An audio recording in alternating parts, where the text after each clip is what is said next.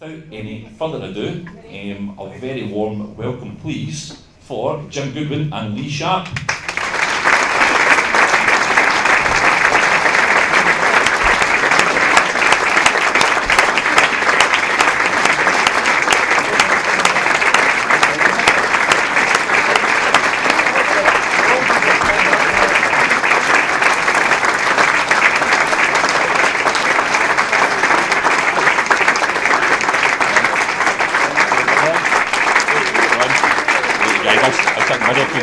Cheers.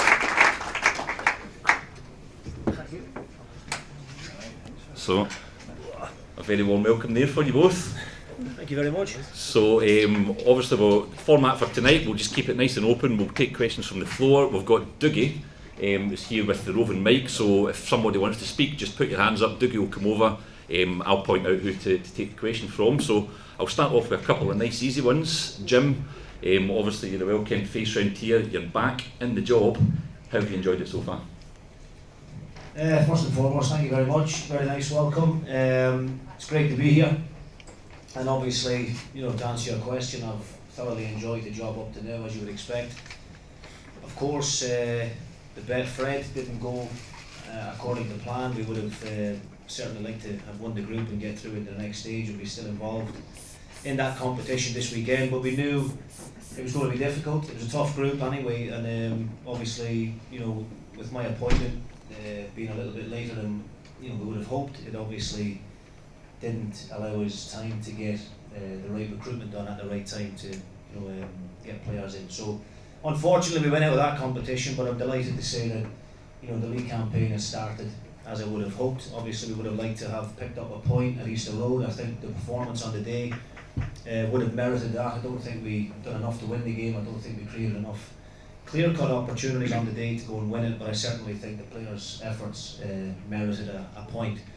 And obviously, last Sunday was a fantastic day for us all, and particularly for me as manager, to see that level of consistency back to back in terms of the effort and the commitment, considering the majority of the group have only been together for a couple of weeks. So for them to take on the information that myself and Lee and the rest of the staff are giving them in such a short period of time is very, very pleasing for me, and I think it gives us all a great deal of hope and optimism going forward. Well, thank you very much. Lee, obviously you're here as Jim's number 2. You were here as a player yourself as well about 19-20 years ago. Have you seen a few changes since then? Yeah, echoing on what Jim said, thanks for having us tonight. Seen a lot of changes coming back in. Obviously coming into this environment has been fantastic as well. The club, obviously playing here, as brief as it was very enjoyable when I was here, and obviously just looking forward and how we've started. Like Jim said, the Betfred, the Cup wasn't great, but how we've started the league campaign against Hibs, and obviously then on Sunday with the Aberdeen game, it's been great, and it's let us see the transition from when we came in to where we are now, and how we're progressing and how we're going to progress going forward. So yeah, it's been good. Superb, thank you. Well, guys, fire your questions towards Jim and Lee. So a hand going straight up there from the chap in the grey t-shirt.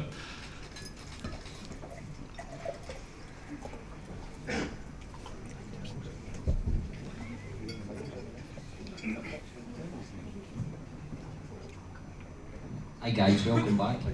Just a quick one. I think we'll probably get the best goalie in the league. What's the chances to keep him long term?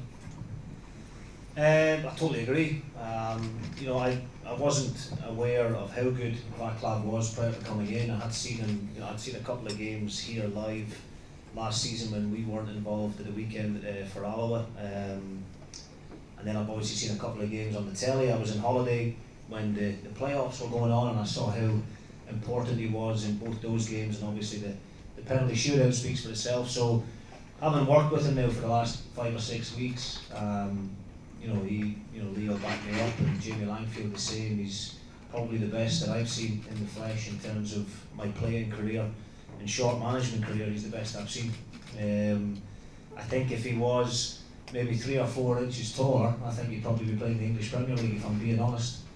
To answer your question in terms of us trying to keep him long term. We'll do absolutely all we can, obviously, and I know Tony has worked extremely hard behind the scenes, speaking to his agent and speaking to Vaclav.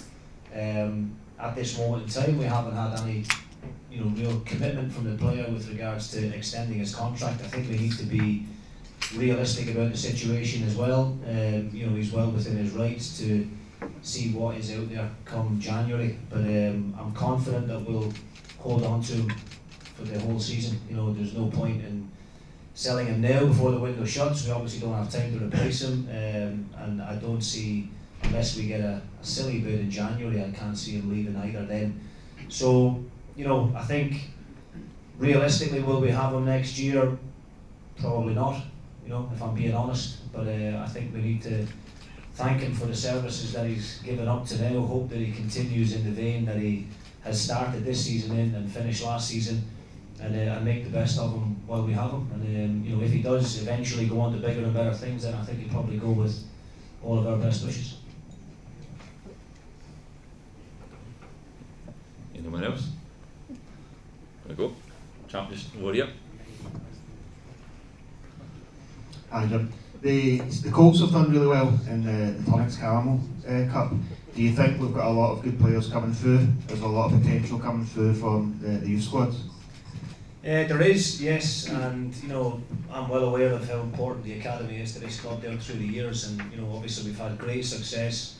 And the guys within the academy, Alan McManus, Andy Webster, and Ross, and the rest of the team there are doing a fantastic job with the kids. Since coming in, I've seen a couple of their games. Obviously, they've done very, very well in both games against East Kilbride and Dumbarton on Tuesday, and it is good for me to see that there is that kind of continuous development within the academy, and also one or two players that are looking like they're going to come up with the group. Cammy Bredner being the obvious one just now, who's came on, done very, very well against Hibs at Easter Road. Obviously, we played a brief 5 minutes on Sunday, but he's one that caught the eye in pre-season, to be honest. He's got fantastic pace, great delivery, and he's only going to get better. Still a young man. So Ethan Erlahan probably being another one who's came through the system.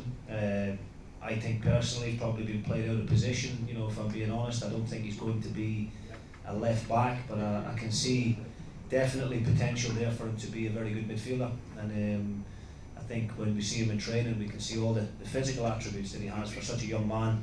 He's only just turned 18, so we need to be careful with these boys, obviously. But I'm not one, to worry about age or anything like that. I think it's an old cliche in terms of if you're good enough, you're old enough. If the time comes where I need to throw them boys in, then I would have no hesitation. At the moment, they're very much part of the squad. There may come a time, between now and the window shutting, where we might look at getting one or two out on loan.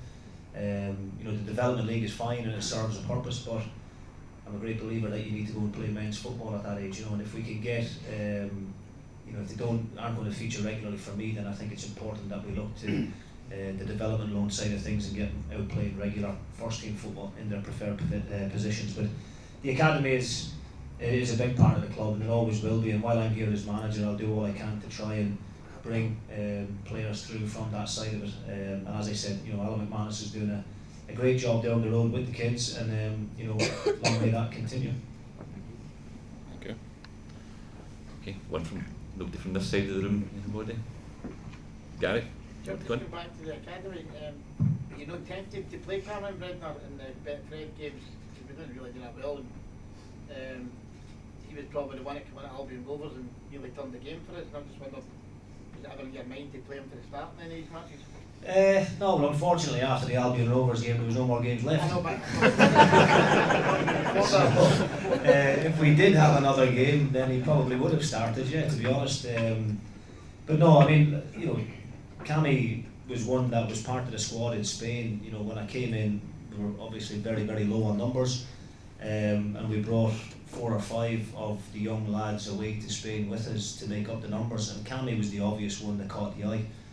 And I want to have as much pace as possible in the team this year. I think it's a necessity these days in the modern day game, and Cammy brings that in abundance. So you know, he's one that will get his opportunities, no doubt about it. You know, we've obviously got Ilkay Dormus in there now, who is in direct competition with Cammy.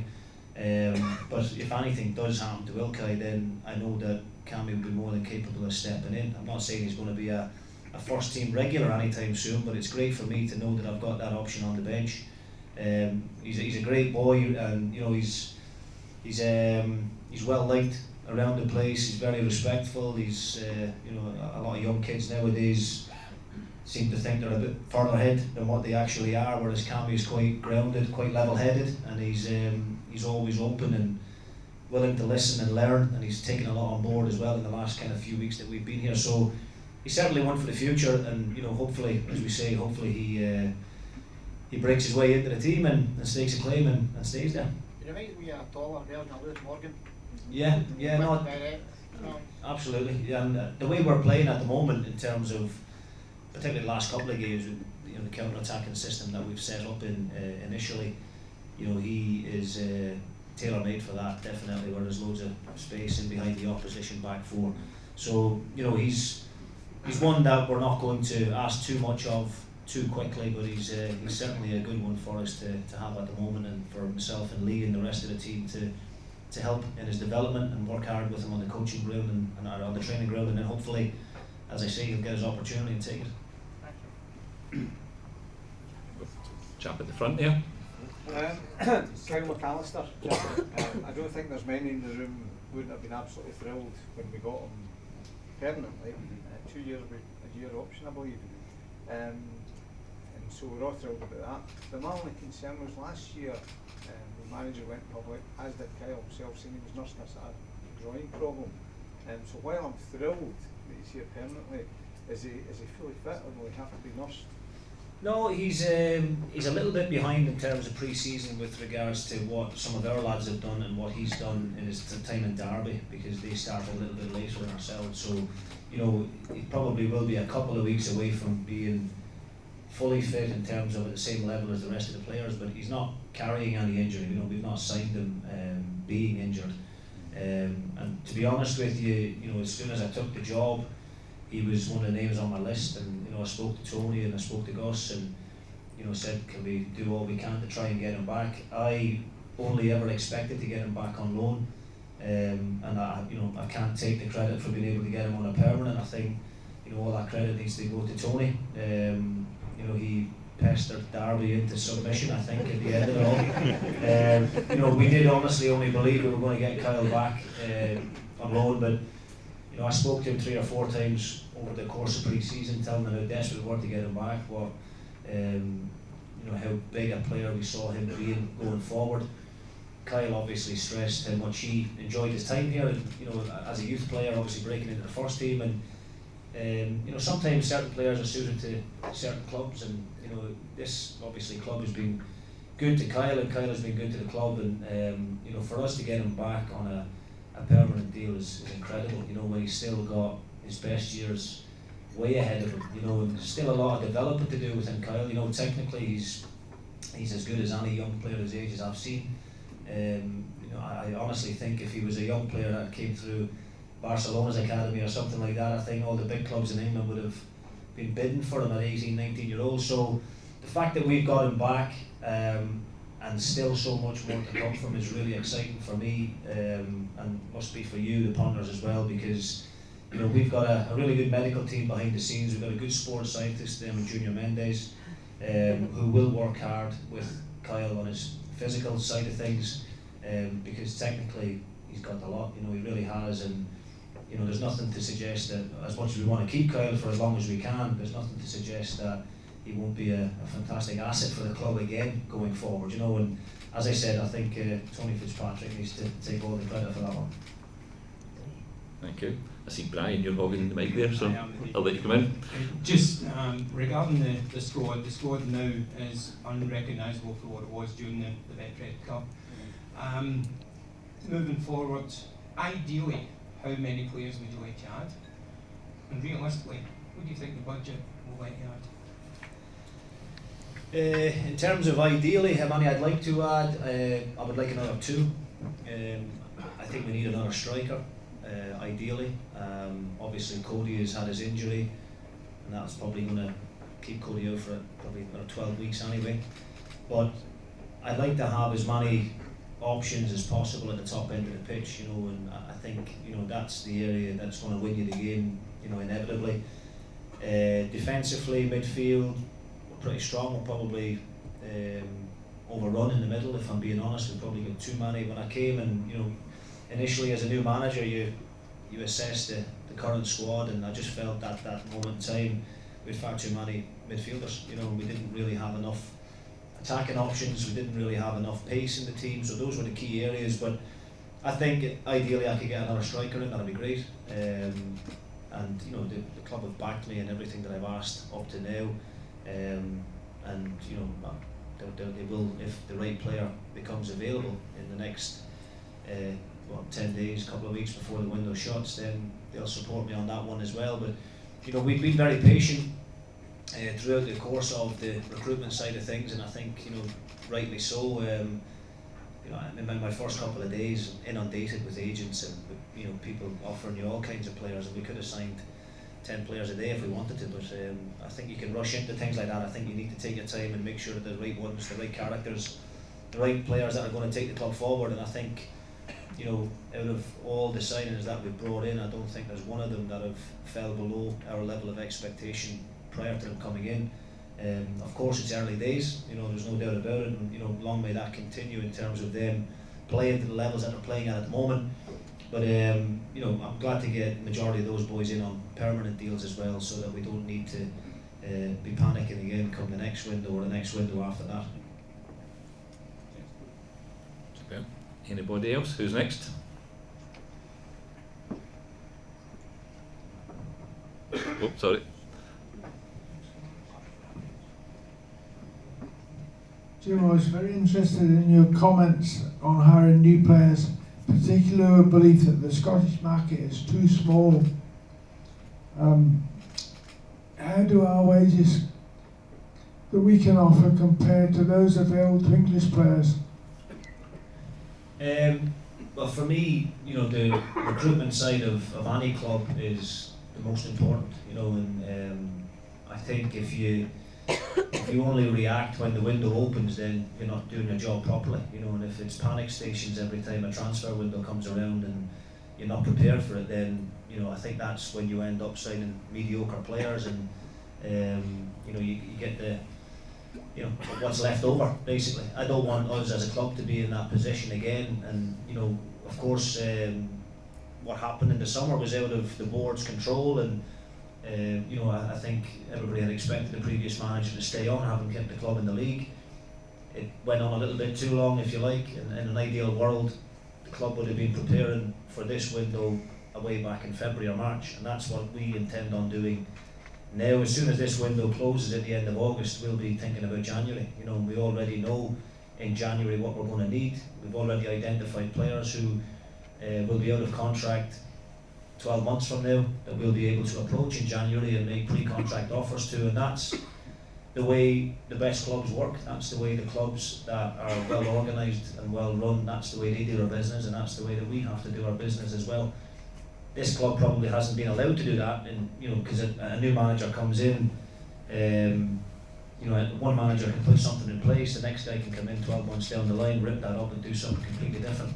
So hopefully we can put a structure in place now with me in charge that's going to last a long time, and regardless of who the manager is, the club's signing policy and recruitment policy should never really change. You know, if I'm brought in as manager, I know what the club want to do, and I think I know the kind of player that the club want to attract. We already know what the wage budget is, so this kind of thing shouldn't change every time a new manager comes in. So to ask a question regarding money, you know, we're realistic about where we are. You know, we know we can't compete with Celtic and Rangers. We know we can't compete with the English Championship teams down the road. There's clubs in League One in England, which is the third tier, that are paying guys £4,000 and £5,000 a week. You know, we can't compete with that either. So I want to get eyes and ears down in the lower leagues in England, be that League Two or the conference in England. I've got really good contacts over in Ireland, hence the signing of Sean McLaughlin. You know, that's a different market again over there. There's a summer league. You know, these guys become available October, November time. So we can actually start planning and preparing for that already in January. We can sign those players, you know, on permanent contracts as well if there's one or two over there that come up. So I think those are the kind of markets that we need to be looking at. The young players in the Irish Premier League, you know, like Sean, and they've already played 50, 60, 100 competitive games by the time they're 21, 22, and it's you can get good value for your money, I think, over there as well. So you know, we just have to be open-minded and, you know, willing to do a bit of travelling, if you like, and sort out the scouting side of things, sort out the recruitment side of things. Me as manager, I'll spend a lot of time travelling down to the north of England. You know, there's clubs, plenty of clubs there for us to go and visit on a Tuesday night, me and Lee, and hopefully try and identify some good gems from the lower leagues of England. I think clubs up here have already done it. I think Motherwell are a very good example of that.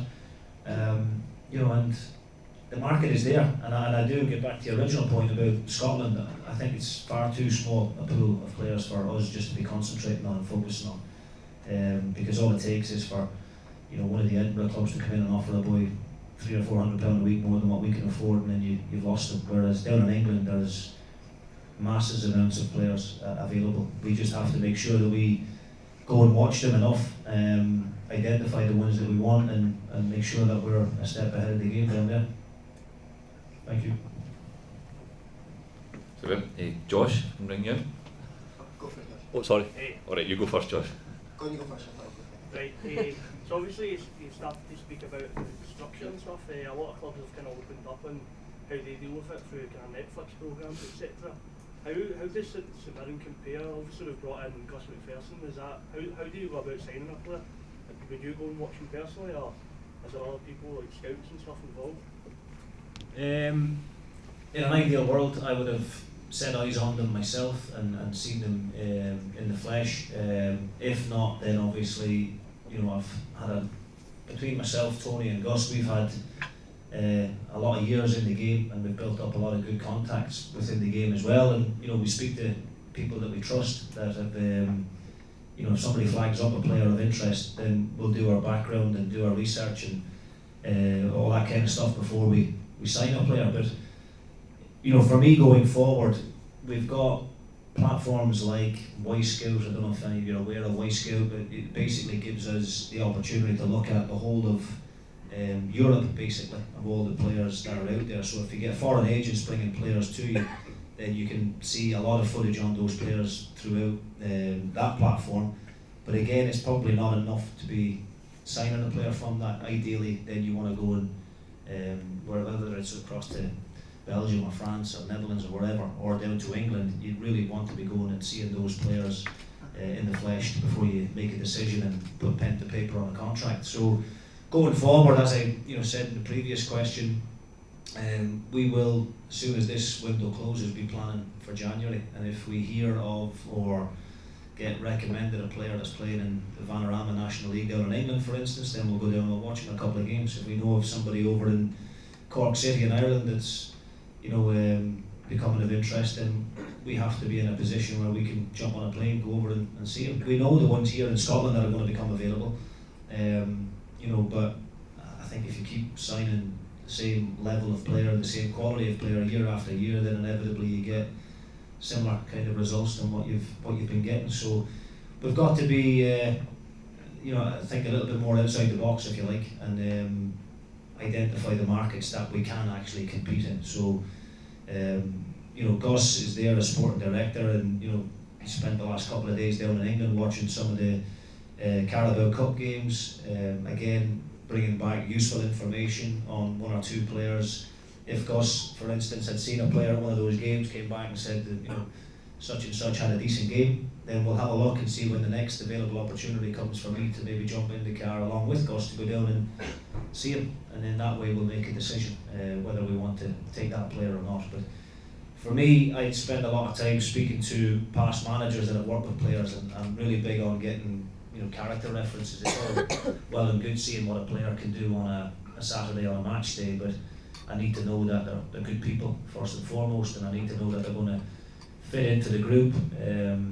you know, and be able to do what I ask of them, because I do ask a lot of the players, you know, day to day in training, but also on a Saturday, and I need to know that those guys are going to be able to withstand the demands that we put on them. So there's a lot of things that go into signing players. It's not just are they a good player on a Saturday, it's what are they going to be like around the place, are they going to settle into our environment as we would like as well. So but we're open-minded to everything, you know, we're not just going to work in this market. I think we've shown that already with the likes of Ilkay Dormus, John Obika coming up.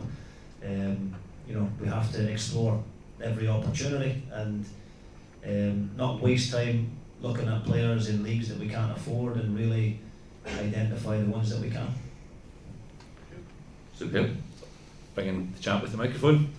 One of the signings that really grabbed my eye was Sam Foley in the centre of midfield with Ryan Flynn. They played excellently on Sunday.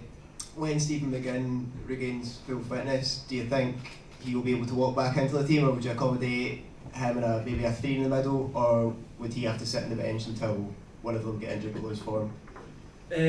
Well, nobody will be walking back into the team though, particularly off of the back of such a good performance like Sunday. You know, it doesn't really matter to me who the player is. You know, whether it's the captain, whether it's the most experienced player in the squad, or the youngest player, or whether it's, you know, deemed to be the best player in the group. You know, I'm not going to guarantee anybody a place in our starting 11. I think the guys that are playing at the moment, you know, have earned the right to keep the jersey. It's as simple as that. And Stephen is a big part of the squad. You know, absolutely. He's done terrific for the club since he's came back.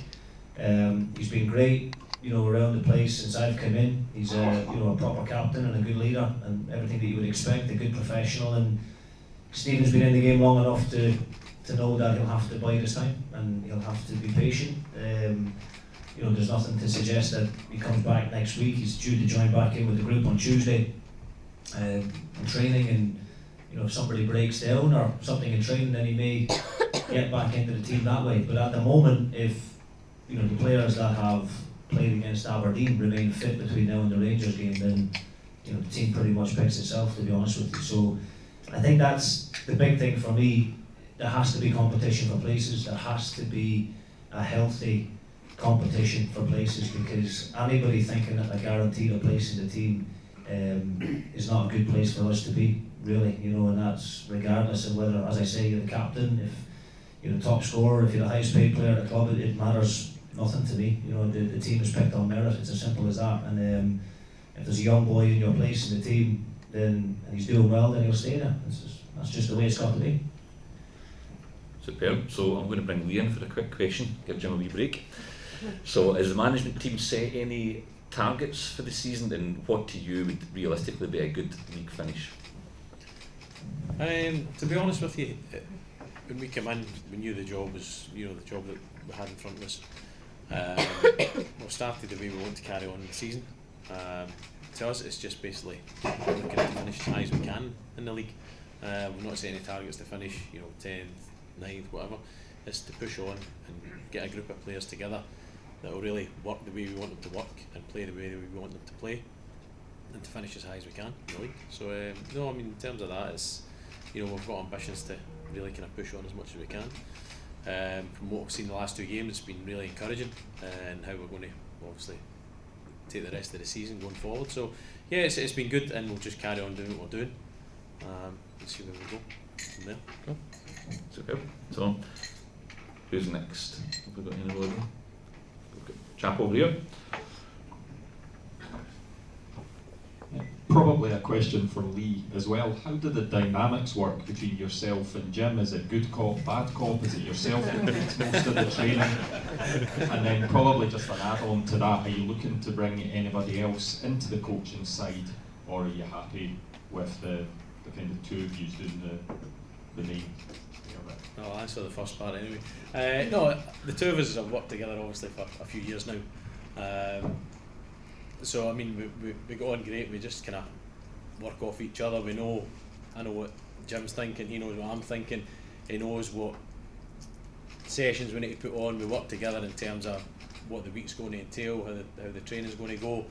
I offer him advice, and not advice like that, but I offer him advice and he takes it, he doesn't take it. You know, we're there to just bounce off each other, and it clicks. And it has since obviously we worked at Alloa together. So I mean, it just going forward that way. It's been good, and as I say, it will continue like that. The other question I'll let Jim answer. If you had a sit down and stupid about where we're going to finish in the league, I might be looking at our coach. But no, listen, I've been very lucky since coming back into the club with regards to the staff side of things. You know, when I sat down with the board during the interview process, you know, I had obviously identified Lee. They asked me if I wanted to bring anybody with me, and I had a great working relationship with Lee and Alloa. We think along the same lines with regards to how the game should be played. We've got, you know, similar working standards, and as a manager and as a person, I'm always open to opinions, you know, and Lee's never afraid to voice that opinion. We don't always agree on everything, which I think is healthy, but you know, at the end of the day, I've got to make a decision that I'm happy with and that I can stick with, and that I believe is the right one. Don't always get it right. And you know, Lee sometimes on a Monday says, "Told you so." But no, listen, we get on great, we get on good, and it's you know, long may that continue. But as I said, I've been very fortunate with regards to coming back to a club I know so well and having a lot of familiar faces here anyway. You know, obviously Tony being chief executive, I always had a great relationship with Tony anyway when I was a player here, and to come back with him as chief executive is great as well. You know, he knows how I work, and we've got similar ideas as well and similar standards around the place and how we want things done. Jamie Langfield, obviously, you know, Langers was a teammate of mine when I was here, and he is really good at his job in terms of goalkeeping coach, you know, and I worked with a few really good ones in my time. Paul Mathers, who was here last time when I was here. I know Craig Sampson and one or two of the lads that were marrying when the boys were here together, the goalkeepers, they all loved working with Mathers and spoke about how good he was at his job. Well, I would compare Langers to that at the moment, and probably maybe even taking things to a new level as well. I know Vaclav loves working with him as well. So, you know, the background staff is healthy. It's really good. As I said, Junior Mendes was brought in. I've never worked with a sports scientist in my short spell at Alloa. Unfortunately, we didn't have that finances available to us. But we've got a GPS system there where the players wear a chip in the back of their vest, and it monitors everything. You know, and this is all new to me. You know, obviously coming from part-time football into this, to have that kind of facility available to me as manager is brilliant as well, because I can see throughout the working week who's putting it in and who's not putting it in. We video every training session as well as every game, so you know, again, we can sit down with the players after training if there's somebody I don't think has been putting in the right amount of effort, or what I believe should have been the right amount of effort, and if they don't believe you, then you can actually show them. It's amazing, honestly. You know, I had a player last week, and I thought he was a bit lazy, and I thought there was one or two things he could do a little bit better, and he disagreed at the time. And I said, well, that's fine. I said, well, watch it back, and then we'll see. And then we went and watched it back, and I was right. So it's a fantastic facility to have for me, you know, where we can have that GPS, and we can have the video analysis during training, because I've only ever been used to that video analysis on a match day, but to have it there now as well, all the time. You know, Tav that does the video analysis is brilliant at his job as well. So these are things that can only help me as manager, but also help the players as well, because you know, you can actually work even more in detail with the players during the working week. You know, if we're doing a crossing and finishing exercise in training, for instance, it's all well and good me talking, and I do talk a lot, and sometimes the players, you know, switch off because I do talk that much, as you will be able to tell tonight. But it's great for me to be able to say, you know, if I'm asking a striker, for instance, to make that run across the near post and they're not doing it, then to actually go back after training to show them on the laptop and say, look, can you see what I mean now? And sometimes people learn in different ways, as I'm sure we're all aware. You know, some people are visual learners, some people do take information in, other people don't. And it's great for me to have all of those different facilities available to me to just help us improve as a team. So, you know, the club is a hell of a lot more it was professional when I was here as a player, but it's been brought on again to a whole new level now that I'm back as manager, and it's my job to take it on even again if that's possible. So we're very, very lucky. We've got great facilities down at Ralston. I've got all the tools that I need in terms of those things that we're talking about to help make us successful. We know the final little piece is the recruitment, and so we're bringing the players in to fit into this club properly and to take us on again to the next level. Okay, thank you. So we'll take a couple more questions and then we'll maybe go to break. Kenny? Just on that point there regarding... We've got Sorry, just on the point there regarding the analysis, whether it's on the training field or out there, is that in-house, Ludo aside, in the sports science, but the actual training and match analysis, is that in-house or is it university or some other third party? Yeah, it's in-house. It's in-house. Yeah, we've got our own full-time analyst, which is great. So Tav will record the games on a Saturday. But he'll also, if we've got, so say for instance Rangers coming up in a couple of weeks' time, myself and Tav will spend most afternoons sitting down, coming up with a plan, I suppose, or a tactics or whatever that we think is going to break Rangers down. So we'll look at their good points, their bad points, we'll put clips together, we'll show them to the players the day before a game, or if we've got, I do most of my defensive work on a Thursday afternoon, so we'll go back out, prior to going out on the Thursday afternoon, we'll show the players on the big screen how Rangers like to attack, the certain areas that they like to attack, the build-up of their possession, and what are their normal patterns of play, and then we'll go out and work on that defensively to try and counter that and try and stop that, as you've seen with Aberdeen and Hibs. And then we can come back in on the Friday morning and show them that training session, so in, as it happened in real life the day before, and then hopefully get that similar in situations on a match day, which luckily for us as a staff and analysis team has worked perfectly against Hibs and Aberdeen, and it's great for me, as I said, at the beginning, to have a group of players that have only really been together a couple of weeks, that don't really know each other inside out yet, and probably will take another month or so before that can happen.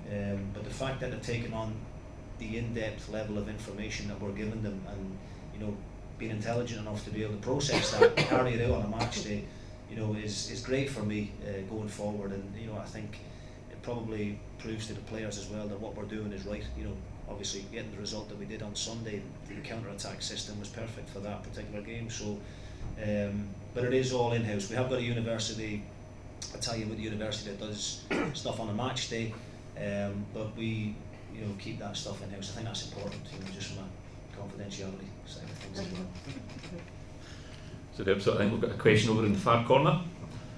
Jim, you mentioned when you were appointed you won competition for places, and you've emphasised that again tonight.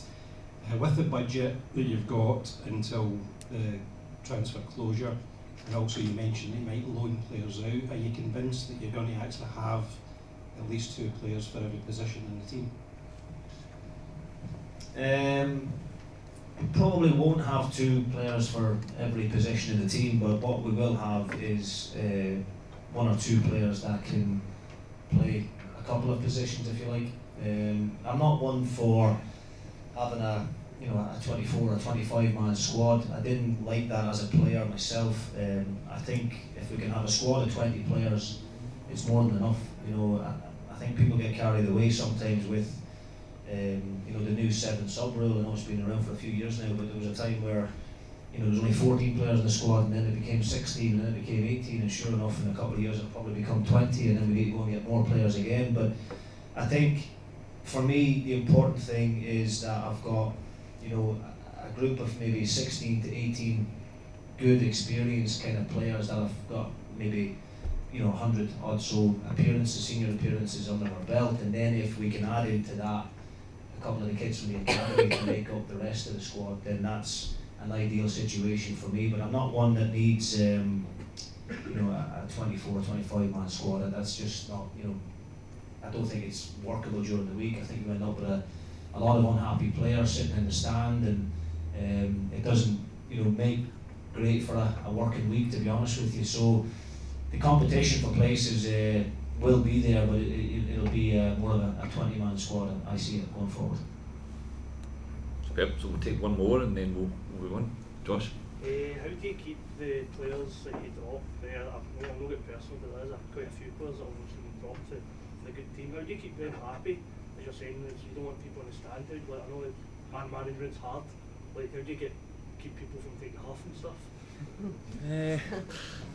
Well, listen, I mean, I try and be as honest as what you can possibly be, you know, and I think, as I said earlier on, you know, we get back to the point made about, you know, Stephen McCann coming back and will he just go straight back into the team. I think the team, more often than not, when you're doing well, picks itself, and that's you know, quite an easy time to be a manager, because you just pick the same team that's doing well and the rest of them just need to suck it up, you know. But I think when you've got a really big squad, you know, as we're talking about there, some of the bigger teams have got 25, 30-man squads, and I don't know how you can manage that, because you end up with a really unhappy dressing room.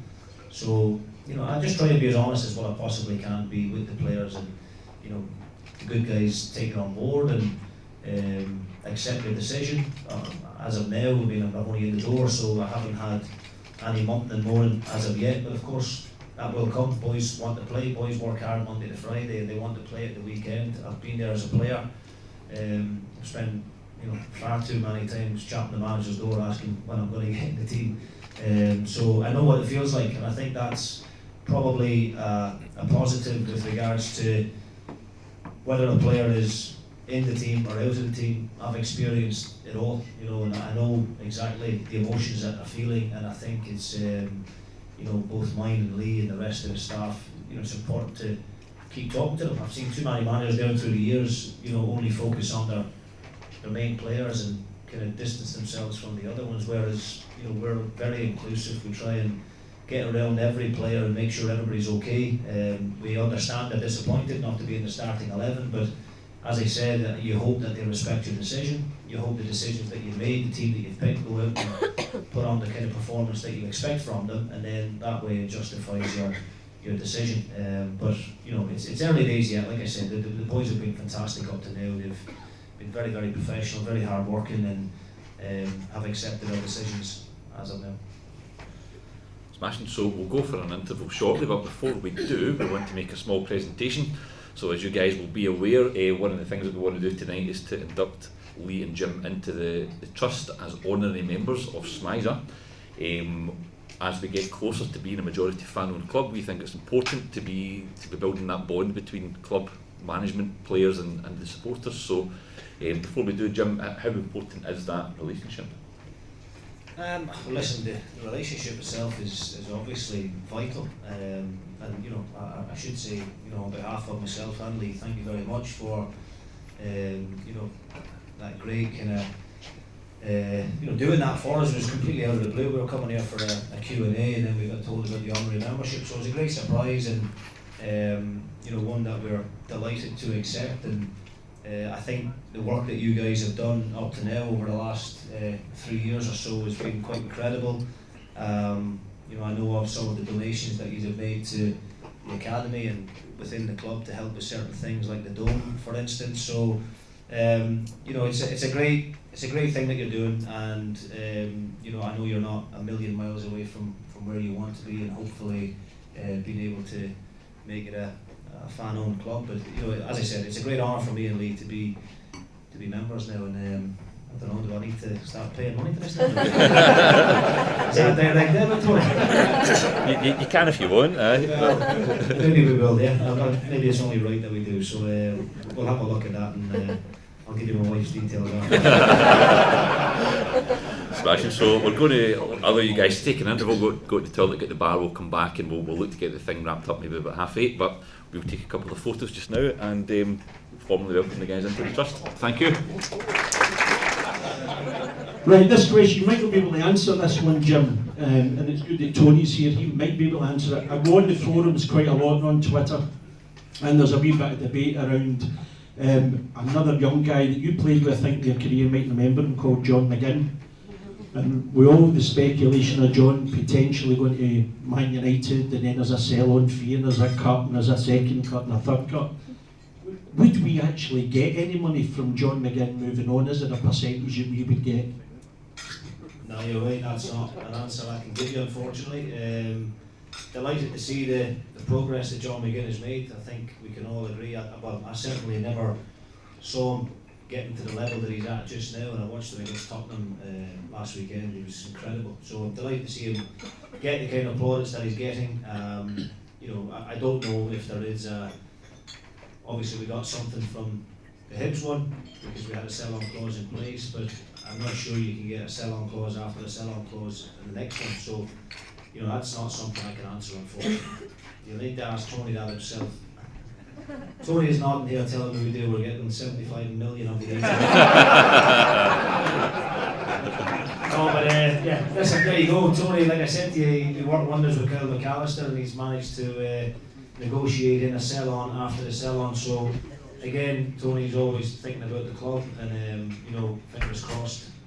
Man U, or well, maybe not Man U because I'm a Liverpool fan, but maybe Liverpool can come in and take him and put him in the middle of the park, and maybe we'll get a bit more money off of the back of that. But delighted to see the progress that John has made. Kenny McLean again, another one down in Norwich, and I firmly believe that we've got a couple of players here at least with the capabilities of kicking on as well. There's some great young players here at the moment. Kyle McGuinness being one in particular, who this is a big year for Kyle. He's had his injury problems last year, but he's gone from strength to strength with us week after week, and we've got high hopes for Kyle as well, along with the other Kyle McAllister. We still think we can develop him and get more out of him. So the more players like that we sell on, the better name we get as an academy, and it makes it easier for Alan McManus behind the scenes then to recruit younger players.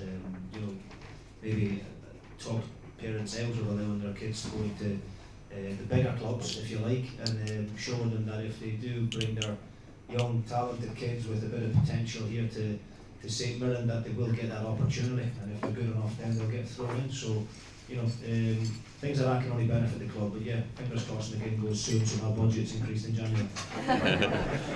So the chap just over here, ready to go.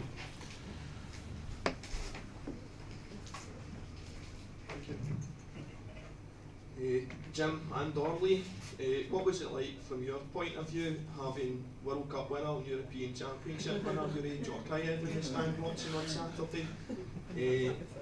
It was amazing. Were the players aware, and in your opinion, would that erase their game? And if so, can we arrange to have them here every week?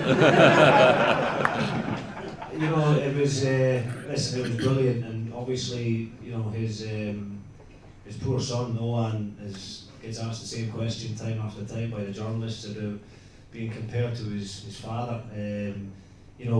Owen's a lovely kid, a great boy, and he done really well in his trial period here in the summer, and he's one again that we think will be a great asset to the club over the year. To have his dad here in the stand was brilliant for us as a club as well. To raise the profile of the club, and talking about it on the Sky Sports News after the game and things like that. I actually said to Tony on the Monday we should have tried and get that jersey off his back and get it signed. Maybe we can raise some more money for SMiSA. But no, listen, it was great. I actually came up the stairs. I came in here to do the corporate stuff, and I went down to supporters bar as well to speak to one or two of them. And I brought my wife and my kids, and my mother-in-law was here as well. We went back down the stairs, and Mr. Jockey was standing at the bottom of the stairs. I didn't recognise him with the cap on, but he stopped me to shake my hand, and as soon as I realised that I don't often get intimidated or get starstruck, but I didn't know what to say to him, so I apologise for not playing his kid. I said, listen, great to have you here, and I'm really sorry they couldn't get your boy on. He just said no bother, but no, it was great to have him here, and hopefully we can get him back on another night or another day, and we can get Owen on the pitch for him, and he can show him what he's capable of, because he is a good player. You know, one players with PSG, no? We're working on it. Superb. So, chap just over here. Talking of Frenchmen, we had a disappointing Betfred campaign, Jim, and I think there's anything getting away from that. But equally so, the last two games have been night and day, and there's obviously been huge influx of really good players. but when I found out we were signing Tony Andrew, I thought, fantastic, he was always brilliant against us. And I thought he'd a pure Betfred campaign, but I thought equally so he had a good game against Hibs. But against Aberdeen, I thought he was brilliant. Any idea of what the turnaround, what happened? No, listen, I totally agree, and you know, Tony is an honest enough professional and a fantastic human being. If you ever get the opportunity to meet him, you'll see for yourself. But he would openly admit that the Betfred was not his his greatest few games. But I think as a group, we were all pretty poor, you know, and you know, I think without being disrespectful to the group that was in the Betfred, I think with the new recruits and the new players now within the squad, it's given everybody a lift.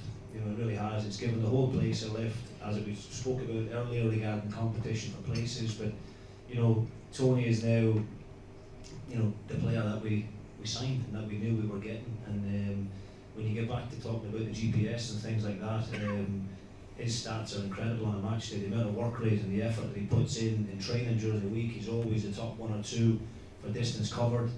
So he's a great professional, and I get back to talking about characters and the importance of that for me, about having good people behind the scenes and good role models for the younger players, and he's epitomises that, to be honest with you. He's different class in training every day, the way he carries himself around the training pitch, very respectful of everyone. Just a really good human being, but added to that, a very, very good footballer, and one that will be a big, big player for us this year. And you are actually spot on in terms of the Betfred, but the performance against Hibs and against Aberdeen, that's the player that we know he is, and that's the one we hope to see more of in the weeks and months ahead. Well, thank you. Anybody? Josh again. So back to McCann, obviously he stepped up to the plate and became captain essentially. How did that come around, and is that decision that you guys make, or is that Steve McGinn passing it down to him? No, it's well, he's won. Obviously, Stephen is club captain, and you know, obviously Kyle was given that responsibility last year as well of the armband. But I think as a club we need to be building up our good academy players that come through. You know, it's as simple as that. And for me, he's a good candidate for that role. You know, in an ideal world, you've got, you know, I know it's an old cliche, but you've got another 10 captains out there along with the actual captain. You know, so you know, Sam Foley could easily wear it, Vaclav could easily wear it. We could change it every week if we wanted to be honest with you. The captain's armband thing for me, it's, you know, it's neither here nor there, to be honest with you. You know, whether I was wearing the armband or not as a player, it didn't stop me from doing what I'd done anyway in terms of trying to be a good leader.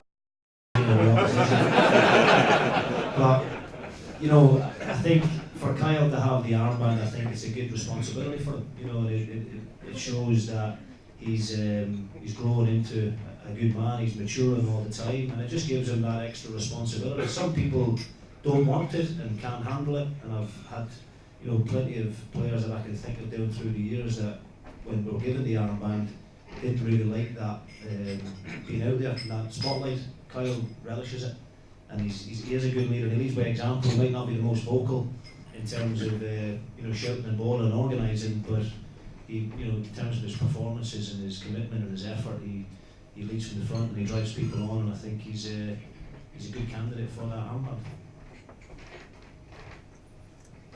Anybody else desperate to use over there? How we doing? 1, 2. Sorry, Jim, we spoke earlier about stability, and we'd love to hear that word, especially going back to the club. Vaclav Hladky, can anybody pronounce that right? Great player. What are we going to do regarding trying to keep him as long as possible at the club? Because I know you had interest in Karabag and that there in the past. Yeah, no, I know you said you were late, so we'll forgive you for asking that, because the gentleman did get stuck in an accident on the way over, so that's why he missed that question. But that question was asked earlier on, and you're right to highlight it. Obviously, Vaclav, we touched on at the beginning of the night, was, in our opinion, the best goalkeeper in the league, and obviously we're very lucky to have him. We did knock back the bid from Karabag. It didn't reach our valuation, and we hope that Vaclav, and I do believe that Vaclav will stay with us for the remainder of the season.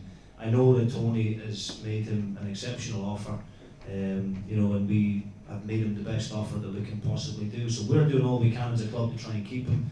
I know he loves working here, he loves the fans, he loves the club. He's got a great working relationship with Jamie Langfield and Dean Linus down there as well at the training ground. So we're doing all we can to try and help him and support him, and hopefully you know, try and convince him that this is the best place for him. But I think we need to be, as I said at the beginning, we need to be realistic about it, you know, and if in the time he's here, between now and the end of the season, he carries on giving us the good performances that he's given us between now and then, he helps us be successful, then I think, as we have done in the past, you know, if the people are going to go on to bigger and better things, then we thank them for their services and we wish them well. Good. Well, chuck in one from me, I'll ask it to both guys. You were both here as players. What was your best memory of your time? I know it's maybe more obvious for you, Jim. Sharpie was probably his debut.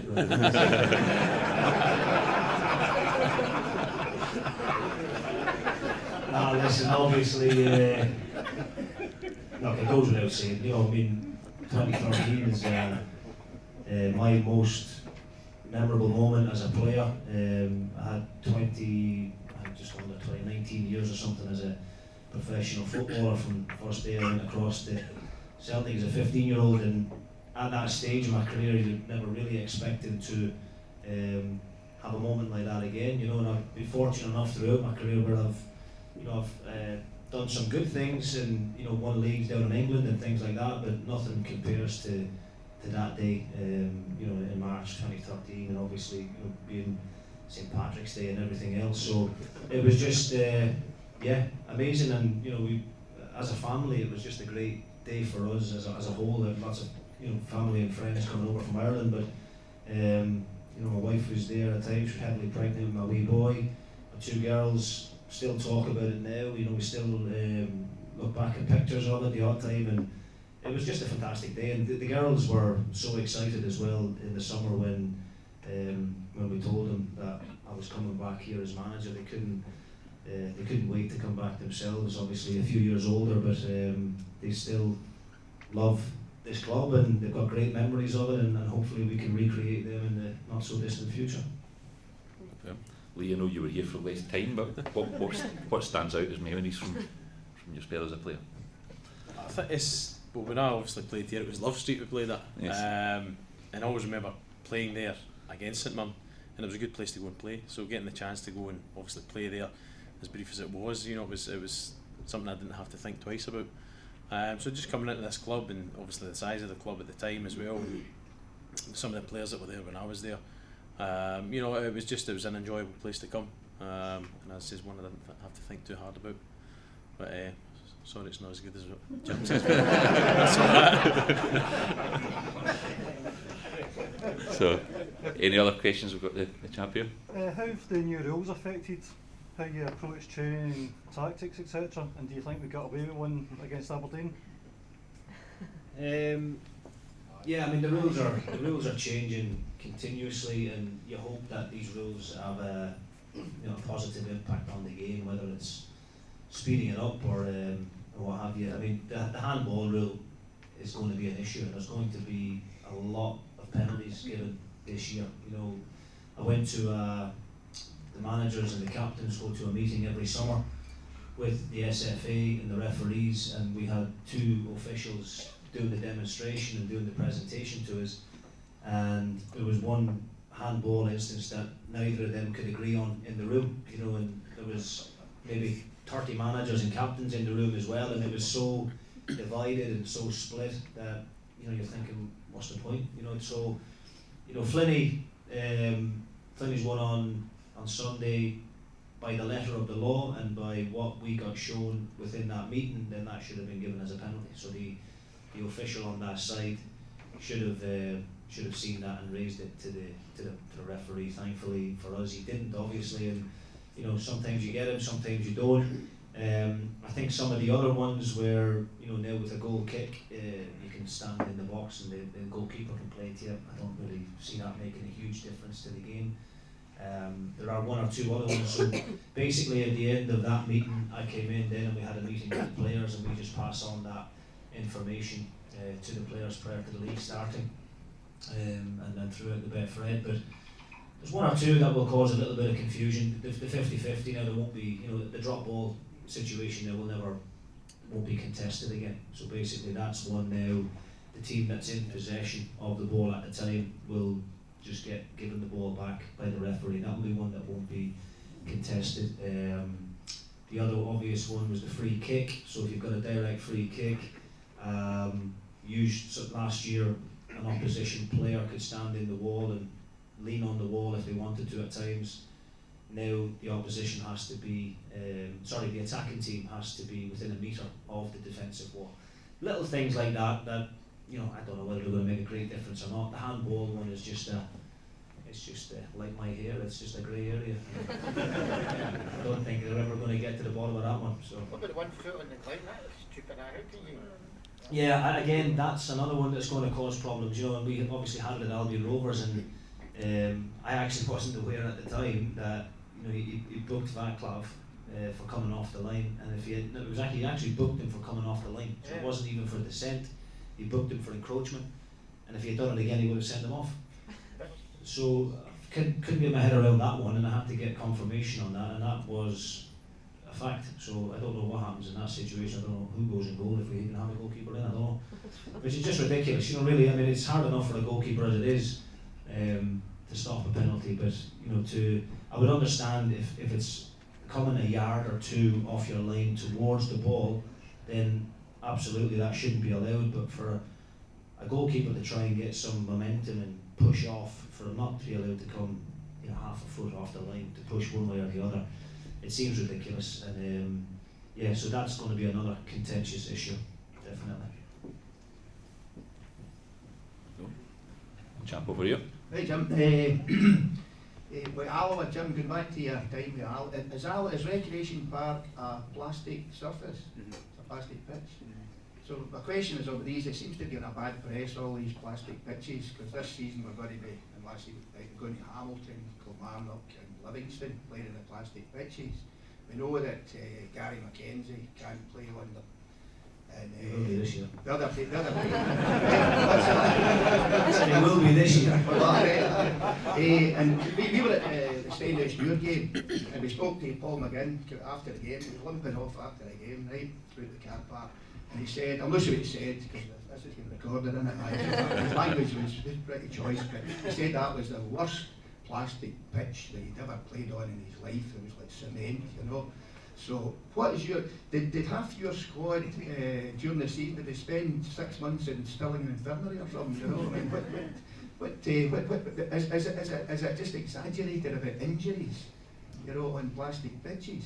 I don't know what the stats are with regards to, are there more injuries on plastic pitches as opposed to on grass parks? I mean, the same injuries occurred on grass parks well before the Astro pitches came along, so I really don't know.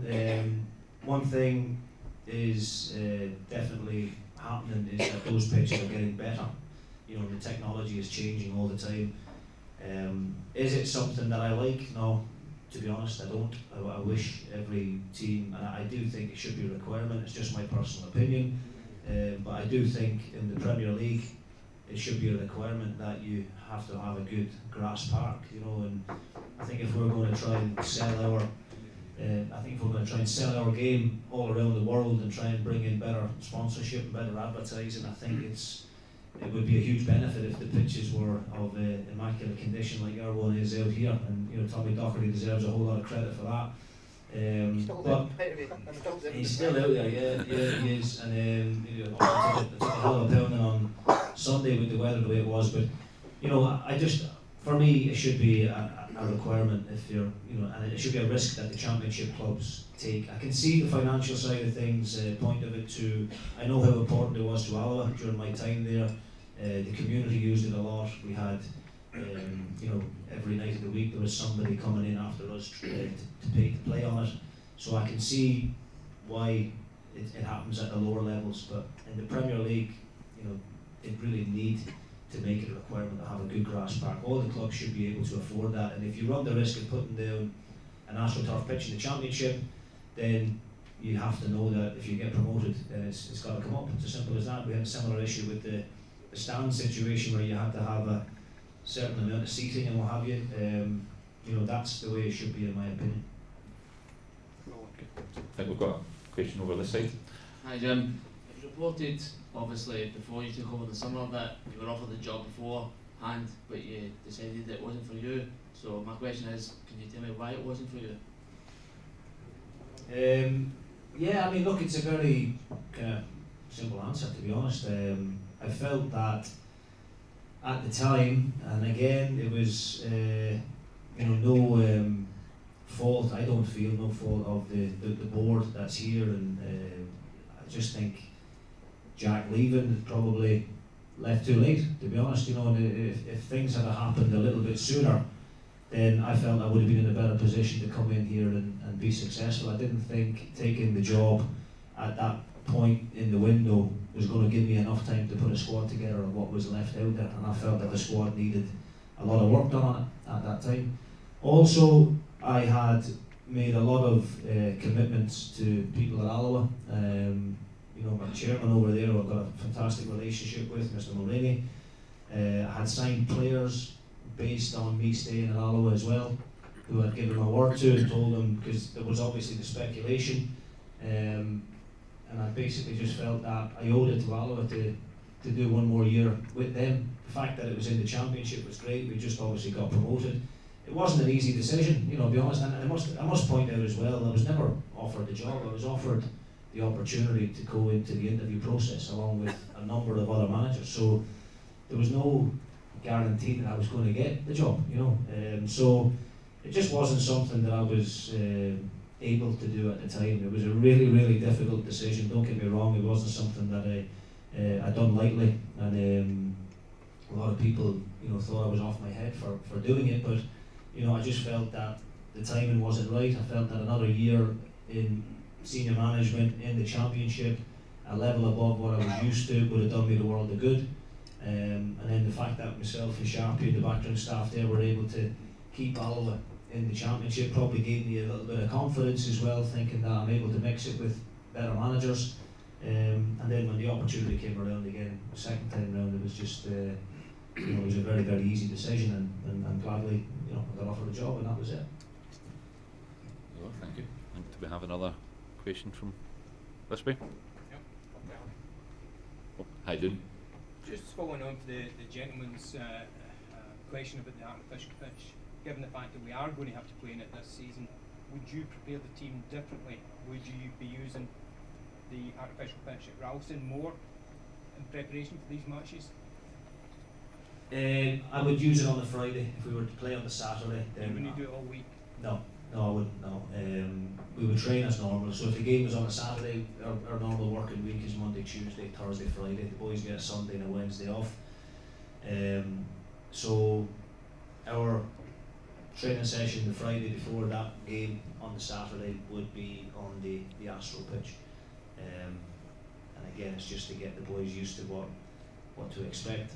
We've had the new Astro laid down the road, which is fantastic. And as I said, you know, the technology is changing all the time. The pitches are getting better, and they're a lot more, they're a lot softer than what they used to be. So yeah, in preparation for a game like that, going to Livingston or Hamilton or Kilmarnock, then on a Friday we would certainly spend an hour on the pitch prior to them ones, yeah. So we might need to wrap it up in 5 minutes or so, but if there's anybody's got any burning questions they've been waiting to ask, then we'll take a couple more. Hi there. Jim, I'd just like to ask you if you could ask Gary McCann's equation for me. Oh, I know what you're going to Jim? say. My wife asked another. My wife asked the exact same question. She says, what the hell is he doing with his shorts, man? Does he want me to take the hem up for him?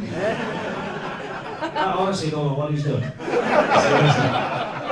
I try and have as little conversation with the big man as possible. So I talk too much to him and he starts telling me he's feeling sore, so I'm just trying to avoid it. But no, if wearing his shorts up there keeps him on the park, then you know he can go out in his briefs for all that. But honestly, my wife did ask me. She said, "Look, what is the big man doing with his shorts?" No idea. So, Frank Machiavelli. I think we had a question from the man in the check shirt. Me? Yes. Yeah, sorry, Jim, you mentioned the GPS and you mentioned the video analysis. You've got about 150 to 200 SMiSA members here.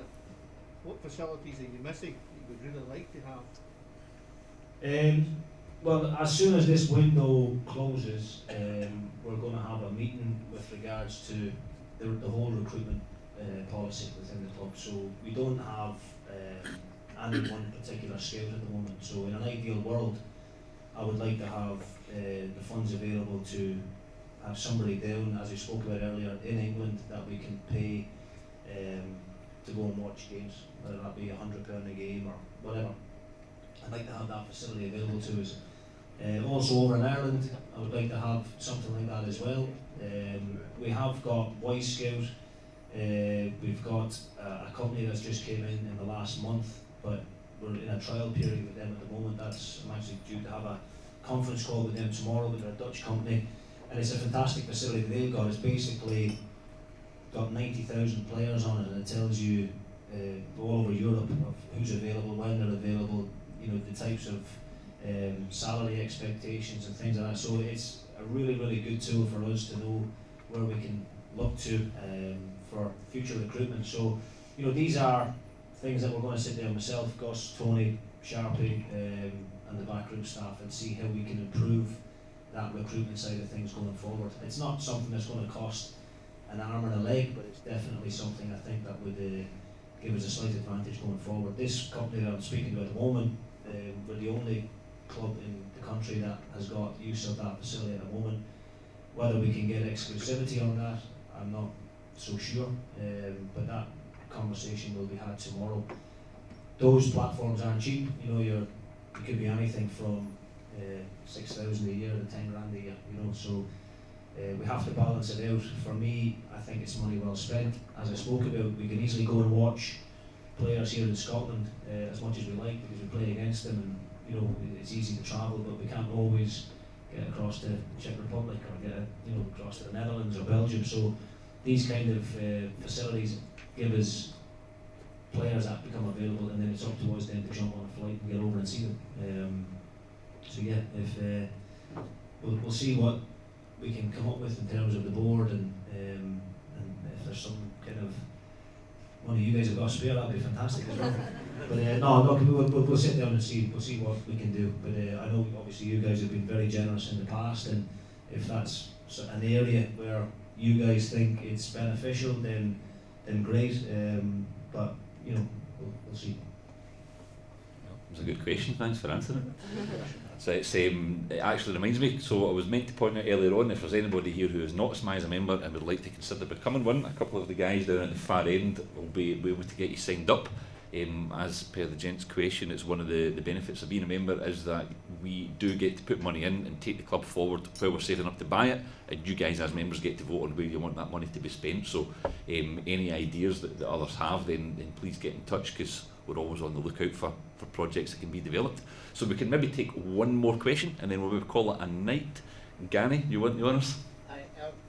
Just have to ask Jim, when he took the job here at St Mirren, did Tomo tap you up for a job, or does he make too much money at the BBC? No, listen, I've still got a great relationship with Tomo. We keep in touch and speak regularly. Yeah, he's doing his best for us on sports scene as well. So he's I feel sorry for the poor fella. Actually, during my playing career, he didn't know what to do. He used to phone me up on a Sunday afternoon asking, Jim, what did I say about yesterday?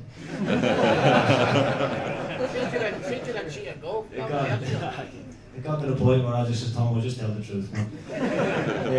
But no, listen, as I said, Tom was a good friend, really, really good guy.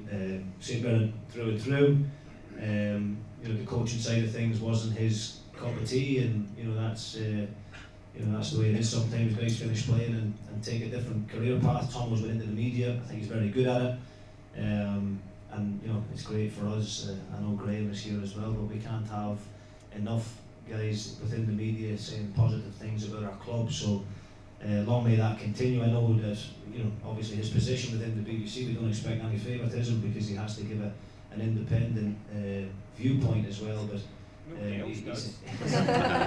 But no, he's a friend of the club, and he's a very, very good friend of mine, and you know, he's, as I say, he's doing good things with the media. He's happy there, and I don't think coming back into the coaching side of things would be great. And you know, I don't know if I want him coaching the strikers anyway.